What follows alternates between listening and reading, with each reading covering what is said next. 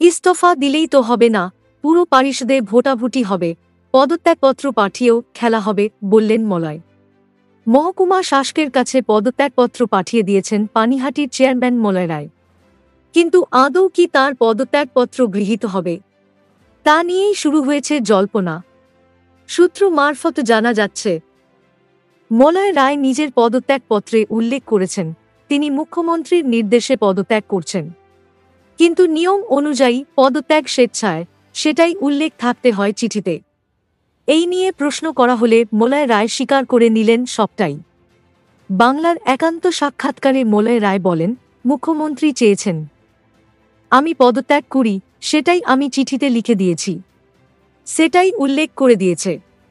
এখন মহকুমা শাসক বেঙ্গল মিউনিসিপ্যালিটি অ্যাক্ট আইন অনুযায়ী যা করার করবেন। তাতে একটা ন্যায় বিচারের পথ তৈরি করা হবে।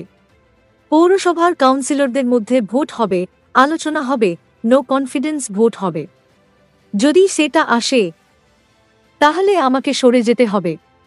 আর সবাই যদি বুঝতে পারে সমস্তটাই একটা গুজবে ভরা, তাহলে কনফিডেন্স আসবে, তাহলে আমার থাকার সম্ভাবনা রয়েছে। তারপর সরকার কি করবে সেটাই সরকারের ভাবনা চিন্তা।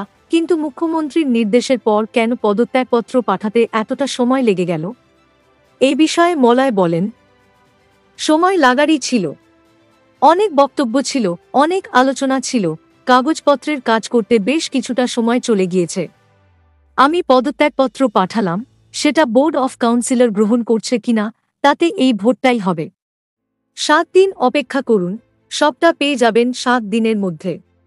মুখ্যমন্ত্রী তো নির্দেশ দিয়েছেন আমাকে, তাহলে সেটা তো আমাকে পদত্যাগপত্রে উল্লেখ করতেই হবে। 24 ঘন্টা হতে চলেছে, যদি প্রত্যাখ্যান হতো তাহলে জানতে পারতাম। আমি আমার কাজ অফিসিয়ালভাবেই শেষ করেছি। মলয় রায়ের পদত্যাগপত্র গৃহীত হবে কিনা সেটা সময় বলবে। তবে খেলা হবে বলে বিতর্ক জিয়ে রাখলেন প্রবীণ নেতা। উল্লেখ্য, পানিহাটির অমরাবতী মাঠ প্রমোটিংয়ের ক্ষেত্রে নাম জড়ানোয় মলয়কে পদত্যাগ করার নির্দেশ দেন মুখ্যমন্ত্রী।